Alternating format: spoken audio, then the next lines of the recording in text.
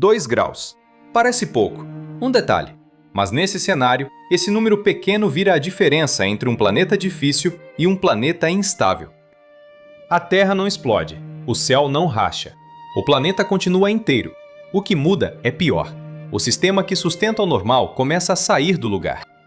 E quando calor, água, comida, energia e cidade começam a falhar ao mesmo tempo, o colapso não chega como filme, chega como rotina.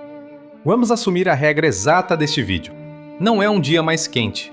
É a média global da Terra ficando 2 graus acima do antigo equilíbrio.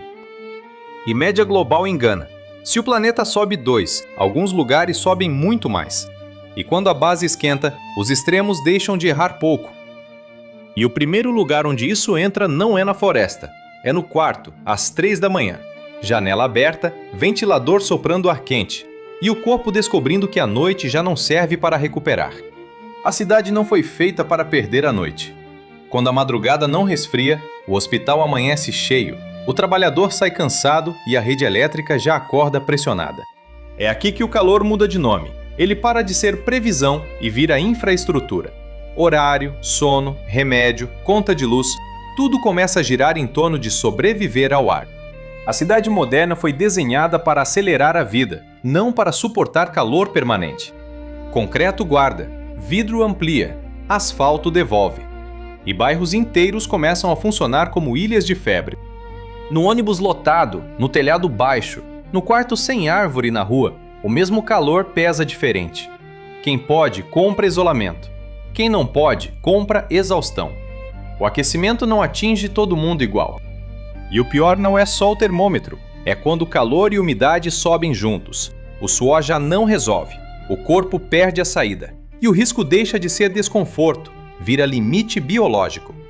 Quando milhões ligam tudo ao mesmo tempo, a cidade ferve e apaga. Sem energia, o elevador para, a água falha, o semáforo some e o calor entra de vez. O problema deixa de ser clima, vira operação urbana. Só que isso ainda não é a parte mais instável. O problema muda de lugar.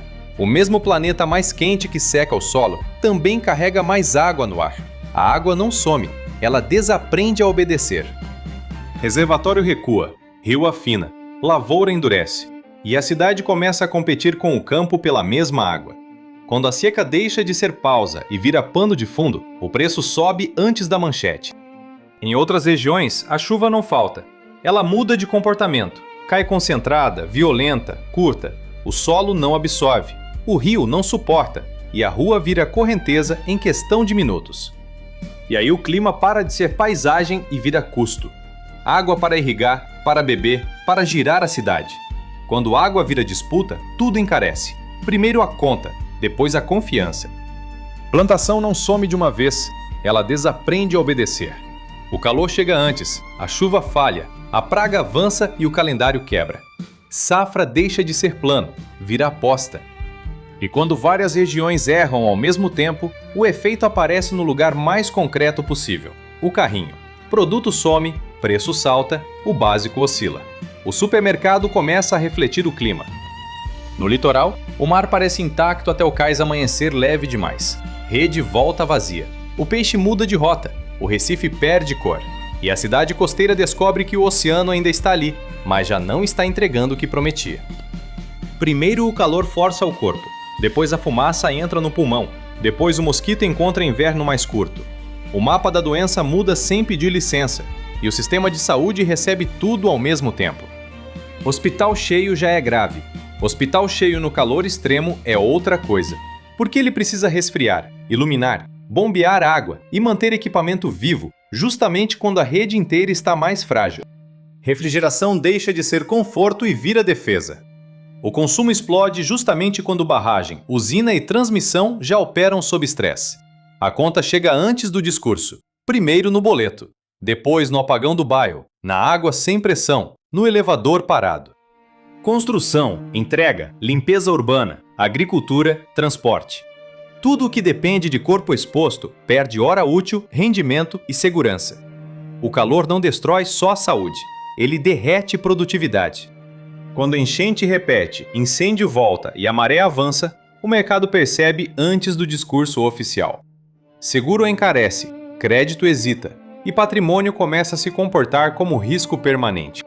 Em certos trechos da costa, a pergunta muda. Não é mais quanto vale morar ali, é até quando aquilo ainda pode ser chamado de moradia segura. O cartão postal começa a apodrecer por dentro.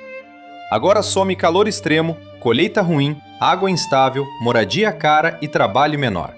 O próximo passo é previsível. Pessoas se movem. Primeiro por necessidade, depois por desespero. Nenhum governo admite que perdeu para a temperatura. O problema ganha outros nomes: crise hídrica, crise migratória, crise de segurança. Mas o calor continua por baixo de tudo. Claro que o mundo reage. Telhado refletivo, bairro esponja, semente resistente, dessalinização, refrigeração urbana. Só que a adaptação custa caro. E, quando custa caro, sobreviver melhor vira privilégio.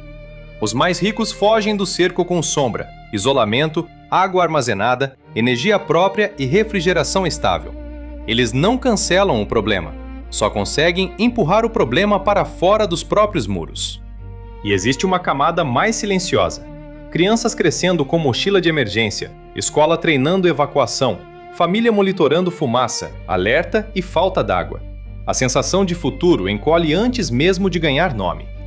Quando água falha, energia falha, seguro falha e a promessa de proteção falha junto, o dano deixa de ser só material. A confiança racha. E sociedade sem confiança entra em pânico mais cedo. É aqui que o cenário muda de nome. O problema já não é suportar ondas de calor. É viver num mundo em que todos os sistemas de proteção começam a falhar juntos. Saúde, energia, água, moradia, crédito, logística, rotina. O colapso não explode, ele acumula. A terra continuaria aqui. O mar continuaria aqui. As cidades também. Mas o clima estável que sustentava a ideia de normalidade começaria a sair de cena. E quase tudo o que chamamos de progresso depende dessa previsibilidade antiga. Então a pergunta não é se a vida acaba com 2 graus a mais. É quanto da vida organizada ainda funciona quando o calor, água, comida, energia e cidade perdem o sincronismo. Porque talvez o verdadeiro colapso não seja o fim do planeta, seja o fim do normal.